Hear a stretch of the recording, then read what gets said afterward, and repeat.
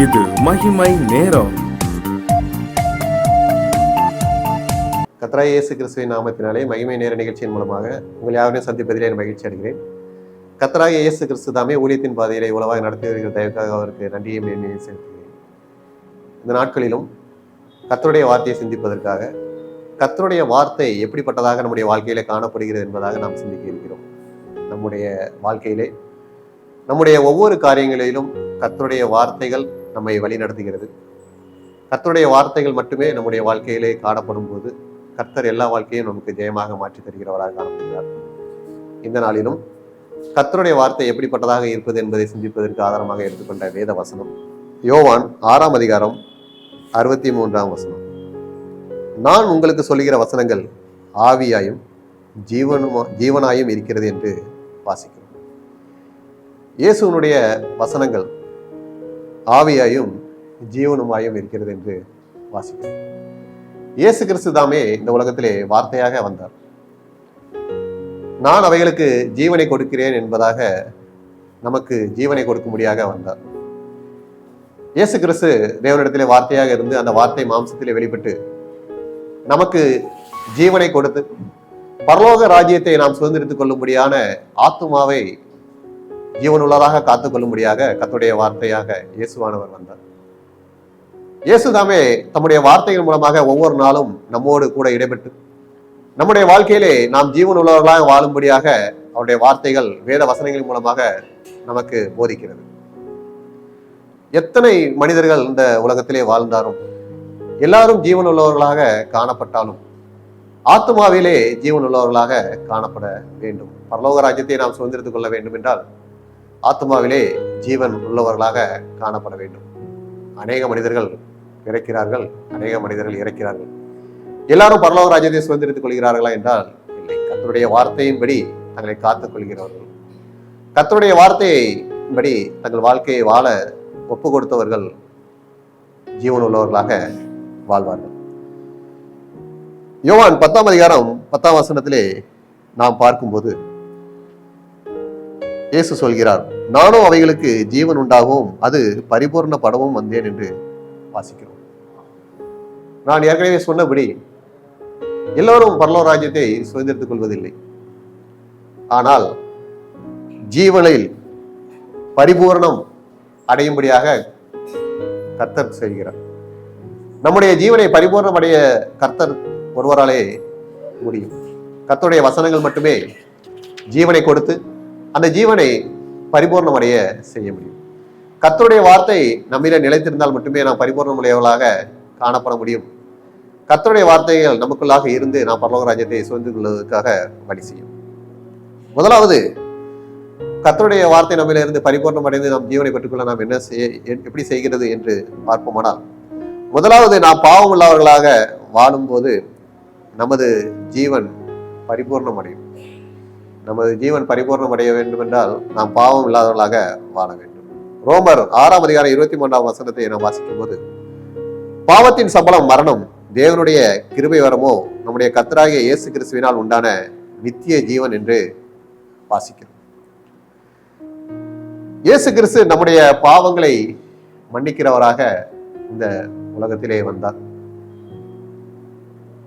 இருளான பாவத்திலே இருந்த மக்களுக்கு அவர்களுடைய பாவங்களை நீக்கி அவர்களுக்கு பாவ மன்னிப்பு அருளி செய்வதற்காக இயேசு கிறிஸ்து இந்த உலகத்திலே வந்தார். அவர் பாவத்தை மன்னித்து பாவத்தினால் வரும் மரணத்தை நம்மை விட்டு மறைக்கிறார். ஒருவேளை நாம் மாம்சத்திலே மரிப்பது எல்லாரும் மரிப்போம். ஆனால் ஆவிக்குரிய வாழ்விலே நம்ம ஆத்மாவை மரணத்துக்கு இருந்து விலக்கி காத்துக்கொள்ள கர்த்தருடைய வார்த்தை மட்டுமே கிரியை செய்யும். நாம் பாவம் இல்லாமல் வாழும் போதுதான் கர்த்தருடைய வார்த்தை நமக்குள்ளாக இருக்கும்போது நாம் பாவத்தை, இந்த உலகத்தில் காணப்படுகிற எல்லா பாவத்தையும் நாம் மேற்கொண்டு கர்த்தருடைய வார்த்தையை காத்துக்கொள்ளும் போது நாம் பாவம் இல்லாமல் வாழ்ந்து நித்திய ஜீவனை பெற்றுக்கொள்ளும்படியாக பரிசுத்தத்தை காத்துக்கொள்ள முடியும். நாம் பாவம் இல்லாதவர்களாக வாழ முடியும், மற்றவர்களுக்கு முன்மாதிரியாக வாழ முடியும். உலகத்திலே அநேக பாவங்கள் இருந்தாலும் அந்த பாவங்களிலிருந்து நம்மை விலக்கி காத்துக்கொள்ள கர்த்தருடைய வார்த்தை மட்டுமே நமக்கு கிரியை செய்யும். கர்த்தருடைய வார்த்தை நம்மிலே இல்லை என்றால் நாம் பாவத்திலே விழுந்து நாம் மரணிக்க வேண்டியிருக்கும். நாம் இந்த உலகத்திலே மற்றவர்கள் போல ஓட முடியாது. உலகத்திற்கு ஒத்த வேஷம் தரிக்க முடியாது. பாவத்திற்கு விலகி பரிசுத்தமாக வாழ்ந்து கர்த்தர் கொடுத்த நித்திய ஜீவனை பெற்றுக்கொள்ளக்கூடியாக கர்த்தருடைய வார்த்தை ஜீவனாக இருக்கிறது. நாம் பாவத்தை விட்டு விலகும்படி செய்து பரிபூர்ணமடைய செய்கிறது. இரண்டாவதாக நாம் பார்க்கும்போது மாம்சத்தின் கிரைகளை ஒழிக்கும் போது நாம் ஜீவனுள்ளவர்களாக வாழ முடியும். ரோமர் 8ஆம் அதிகாரம் 6ஆம் வசனம் இப்படியாக கூறியது, மாம்ச சிந்தை மரணம், ஆவின் சிந்தையோ ஜீவனும் சமாதானமுமாம். மாம்சீக சிந்தனை, அதாவது இந்த உலகத்திற்குரியான காரியங்கள், இந்த உலகத்திலே பாவங்கள் மட்டுமல்ல, உலகத்திலே மாயைகள், ஆசைகள் என உலகத்தின் மக்களுக்கு உரிய எல்லா காரியங்களையும் அதிலே நாம் சிக்கிக்கொள்ளாதபடி மாம்ச சிந்தைகளை வெறுக்கும்படியாக நாம் காணப்பட வேண்டும். கர்த்தருடைய வார்த்தை இப்படியாக சொல்லி இருக்கிறது, ஆவின் சிந்தையோ ஜீவனும் சமாதானமும். நாம் உலகத்தின் ஆசைகளிலே நாம் செல்லும் போது நம்முடைய வாழ்க்கையிலே சமாதானம் இருக்காது. நம்முடைய வாழ்க்கையை ஏதோ ஒரு தேடலை நோக்கி ஓடிக்கொண்டே இருக்கும். ஆனால் கர்த்தருடைய வார்த்தை நமக்குள்ளாக இருக்கும்போது நாம் உலகத்திற்குத்த வேஷம் தரிக்க மாட்டோம். உலகத்திற்குத்த வேஷம் நமக்குள்ளே இருக்காது. உலகத்தின் ஆசைகள், உலகத்தின் மாயையான காரியங்களிலே நாம் சிக்கிக்கொள்ள மாட்டோம். கர்த்தர் நம்மோடு இருக்கும்போது முதலாவது தேவனுடைய ராஜ்யத்தையும் அவருடைய நீதியையும் தேடுங்கள் என்று சொல்கிறார். அப்பொழுது இவைகளெல்லாம் கூட கொடுக்கப்படும் என்று சொன்னது போல கர்த்தருடைய வசனங்களை நாம் தேடுகிறவர்களாக காணப்படுவோம். மாம்ச சிந்தையை நாம் வெறுக்கும் போது கர்த்தர் நம்முடைய ஆத்மாவை பாதுகாத்துக் கொள்வார், நமக்கு சமாதானத்தை தருவார். அநேக மாம்ச சிந்தைக்குள்ளாக சென்று தங்கள் வாழ்க்கையிலே சமாதானத்தை இழந்து காணப்படுகிறார்கள். அப்படி இல்லாமல் கர்த்தருடைய வார்த்தையை காத்துக்கொண்டு மாம்ச சிந்தையை வெறுக்கும் போது கர்த்தர் தாமே நம்மை ஜீவனுள்ளவர்களாக சமாதானம் உள்ளவர்களாக வாழ செய்வார். மூன்றாவதாக நாம் பார்ப்போமானால், நாம் நீதியாக வாழும்போது ஜீவனில் பரிபூர்ணமடைந்து வாழ முடியும். நீதிமொழிகள் 12ஆம் அதிகாரம் 28ஆம் வசனத்தை நாம் வாசிக்கிறோம். நீதியின் பாதையில் ஜீவன் உண்டு, அந்த பாதையிலே மரணம் இல்லை என்று கூறுகிறோம். இயேசு நமக்கு கூறி சென்ற வார்த்தைகளிலே நாம் நீதி உள்ளவர்களாக வாழ வேண்டும் என்று பல இடங்களிலே பல வேத வசனங்கள் நமக்கு கற்றுத் தருகிறது. நீதி உள்ளவர்களாக வாழும்போது நமக்கு மரணம் இல்லை என்று சொல்கிறது. நீதி இல்லாமல் அநீதியாக வாழும்போது நாம் உலகத்திலே வாழ்ந்து எவ்வளவு ஆசீர்வாதங்களையும் ஐஸ்வர்யங்களையும் பெற்றுக்கொண்டாலும் நம்முடைய முடிவு பரிதாபத்துக்குரியதாகத்தான் காணப்படும். எனவே நாம் நீதியும் நியாயம் செல்லும்படியாக கர்த்தர் நம்மை அழைத்திருக்கிறார். நமக்கு ஒரு பதவியோ நமக்கு ஒரு அதிகாரமோ கொடுக்கப்பட்டிருக்கிறது என்றால் அந்த அதிகாரத்தில் இருந்து அந்த அதிகாரத்தை நாம் எப்படி பயன்படுத்துகிறோம் என்பதை நாம் சிந்தித்து பார்க்க வேண்டும். கர்த்தர் நமக்கு ஒரு அதிகாரத்தையோ நமக்கு ஒரு ஆளுமையோ கொடுத்திருக்கிறார் என்றால் நாம் மற்றவர்களுக்கு நீதியை விரும்புகிறவருக்கு நாம் நீதி நியாயம் செய்ய வேண்டும். கர்த்தர் அதை பார்ப்பார். உனக்கு கொடுத்த பொறுப்பிலே நீ நீதி நியாயமாக காணப்பட வேண்டும் என்று கர்த்தர் நமக்கு சொல்கிறார். ஒவ்வொரு காரியத்தையும் நாம் ஆராய்ந்து பார்க்க வேண்டும்.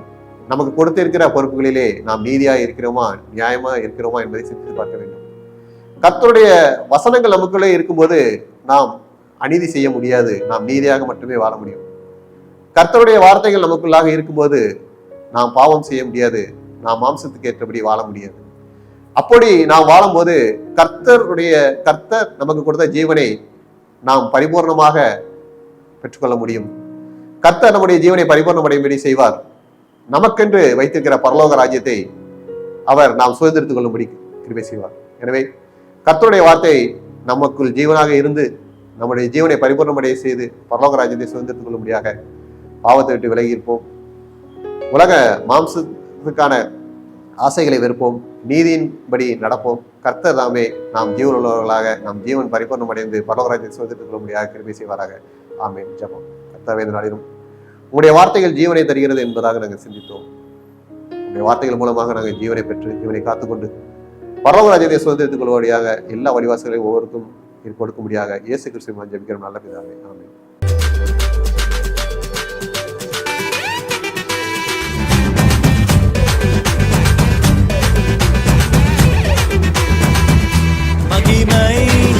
மகிமை